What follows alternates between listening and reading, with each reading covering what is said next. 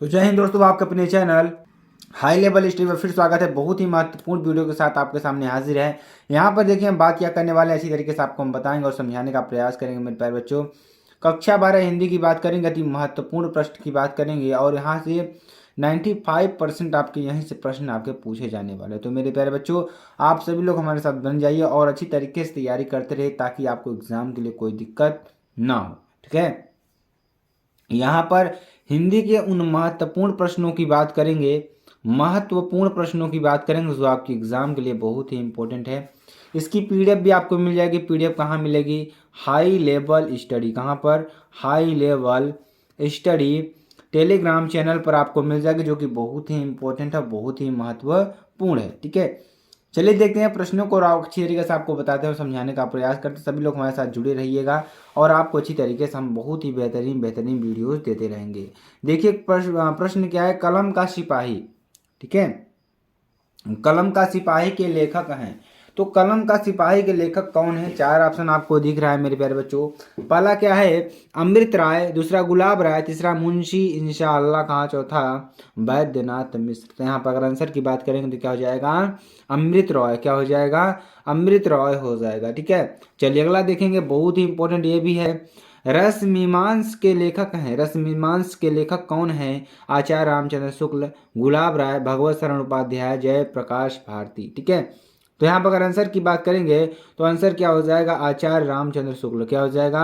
आचार्य रामचंद्र शुक्ल। ठीक है, तो ये क्या हो जाएंगे? रस मीमांस के क्या है? लेखक हो जाएंगे, जो कि बहुत ही महत्वपूर्ण है। चलिए आगे आपको बताते हैं।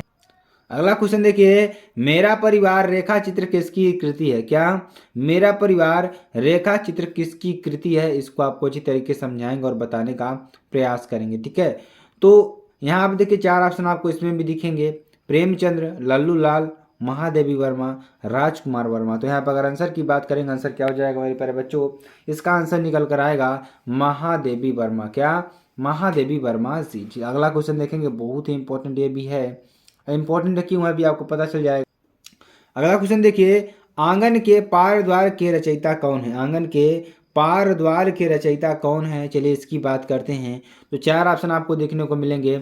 धर्मवीर भारती, सच्चिदानंद हीरानंद वात्स्यायन, गजानन माधव मुक्तिबोध, राम नरेश त्रिपाठी। तो यहाँ पर अगर आंसर की बात करेंगे, आंसर क्या हो जाएगा?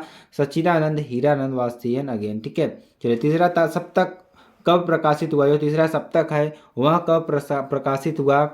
1951 ईस्वी में, 1959 ईस्वी में, 1943 ईस्वी में, 1979 में। आंसर क्या हो जाएगा आपका? 1959 ईस्वी में। कहाँ पर? 1959 ईस्वी में। ठीक है, चलिए अगला क्वेश्चन देखिए, यामा के रचयिता का नाम लिखिए। किसका? यामा के रचयिता का नाम लिखिए। तो यामा के रचयिता कौन है? सुभद्रा कुमारी चौहान, महादेवी वर्मा, या मीराबाई, या अशोक वाजपेयी। तो यहाँ पर आंसर की बात करेंगे, आंसर क्या हो जाएगा? सुभद्रा कुमारी चौहान। कौन? सुभद्रा कुमारी चौहान। चलिए आगे आपको बताते हैं। अगला क्वेश्चन देखिए, कश्मीर सुषमा के रचनाकार कौन है? कश्मीर सुषमा के रचनाकार कौन है? महादेवी वर्मा, मलिक मोहम्मद जायसी, श्रीधर पाठक, या सूर्यकांत त्रिपाठी निराला। तो यहाँ पर अगर आंसर की बात करेंगे, आंसर क्या हो जाएगा? श्रीधर पाठक। कौन हो जाएंगे? श्रीधर पाठक हो जाएंगे। ठीक है, चलिए द्विवेदी युग की कला विधि है, जो द्विवेदी युग की कला विधि वह कौन सी है? 1850 ईस्वी से 1900 ईस्वी तक, 1900 से 1948 ईस्वी तक, या 1971 ईस्वी से आज तक, या 1918 से ईस्वी से 1936 ईस्वी तक। यहाँ पर अगर आंसर की बात करेंगे, आंसर क्या हो जाएगा? 1900 ईस्वी से 1918 ईस्वी तक। ठीक है, क्या हो जाएगा? 1918 ईस्वी तक। ठीक है, इत्यादि का संधि विच्छेद है। इत्यादि का संधि विच्छेद क्या होगा? तो ध्यान दीजिएगा, जो इत्यादि का संधि विच्छेद होता है क्या होता है? इति धन आदि होता है। क्या होता है? इति धन आदि होता है, जो कि बहुत ही महत्वपूर्ण है। चलिए आगे आपको बताते हैं। अक्ष शब्द का तद्भव शब्द है। जो अक्ष शब्द है इसका तद्भव शब्द क्या है? आंख, कान, भौं, या दांत। तो आंसर की बात करेंगे, आंसर क्या हो जाएगा? हमारा हो जाएगा आंख। क्या हो जाएगा? आंख हो जाएगा। ठीक है, स्कंद शब्द का तद्भव रूप होगा। जो स्कंद शब्द है इसका तद्भव रूप क्या होगा? टखना, घुटना, कंधा, या कमर। तो आंसर की बात का आंसर क्या हो जाएगा? कंधा। क्या हो जाएगा? कंधा हो जाएगा। ठीक है, चलिए आगे आपको बताते हैं। अगला क्वेश्चन देखिए, बहुत ही इंपॉर्टेंट है, गद्यांश का प्रश्न है, जो कि आपके एग्जाम के लिए बहुत ही इंपॉर्टेंट है। ठीक है, तो गद्यांश का प्रश्न है जो आपको एग्जाम में बहुत बार आया हुआ प्रश्न है। चलिए इसके बारे में थोड़ा अच्छी तरीके से आपको बताते हैं और समझाने का प्रयास करेंगे। देखिए गद्यांश क्या है, कुसंग का ज्वर सबसे भयानक होता है। जो कुसंग का ज्वर है सबसे भयानक होता है। यह केवल नीति सद्वृत्ति या ही नाश नहीं करता बल्कि बुद्धि का भी क्षय करता है। किसी भी युवा पुरुष की संगति यदि बुरी होगी तो वह उसके पैरों में बंधी चक्की के समान होगी, जो उसे दिन दिन अवनति के गड्ढे में गिराती जाएगी, और यदि अच्छी होगी तो सहारा देने वाली बाहु के समान होगी, जो उसे निरंतर उन्नत की ओर उठाती जाएगी।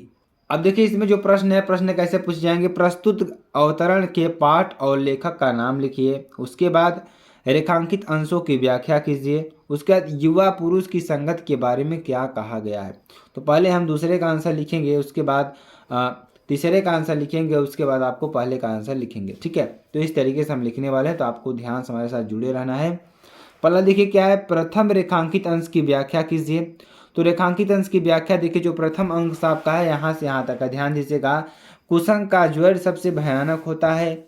यह केवल नीति और सद्वृत्ति का ही नहीं नाश करता बल्कि बुद्धि का भी क्षय करता है। यहाँ आपको पहला हो जाएगा। ठीक है, यहाँ तक पहला हो जाएगा, यहाँ से दूसरा चालू होगा। ठीक है, चलिए इसका पहले करते हैं, उसके बाद दूसरे का बताते हैं। देखिए इसमें पहले में क्या कहा गया है।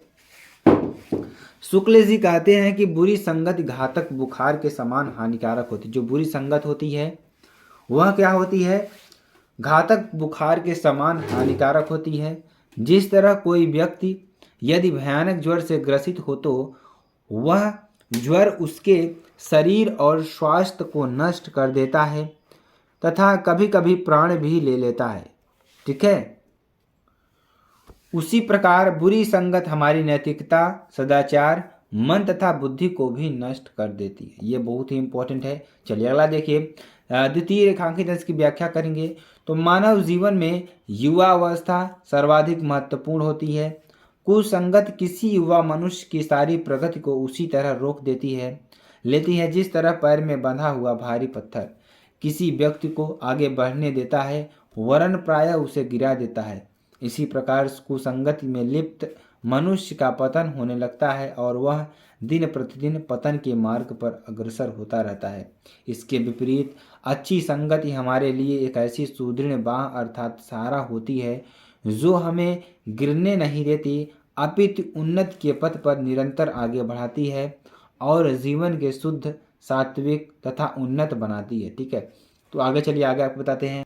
अब देखिए प्रश्न क्या था, युवा पुरुष की बुरी संगत उसे अवनति के गड्ढे में प्रतिदिन गिराती जाएगी। जो युवा पुरुष है उसकी जो बुरी संगति है उसे अवनति के गड्ढे में प्रतिदिन गिराती जाएगी और यदि अच्छी होगी तो वह उसे निरंतर उन्नति की ओर अग्रसर करेगी। ठीक है, ये बहुत ही इंपॉर्टेंट है। संदर्भ की बात करेंगे। प्रस्तुत गद्यावतरण आचार्य रामचंद्र शुक्ल, क्या प्रस्तुत जो गद्यावतरण है आचार्य रामचंद्र शुक्ल द्वारा लिखित एवं हमारी पाठ्य पुस्तक हिंदी के गद्य खंड में संकलित मित्रता नामक निबंध से अवतरित है। तो ठीक है, ये आप पूरा जो प्रश्न था बहुत ही इंपॉर्टेंट थे मेरे प्यारे बच्चों। अगर आपको वीडियो पसंद आती है तो आप चैनल को लाइक, शेयर, कमेंट, सब्सक्राइब जरूर कर सकते हैं। फिर मिलते हैं नेक्स्ट वीडियो में नए टॉपिक के साथ। तब तक के लिए जय हिंद, जय भारत।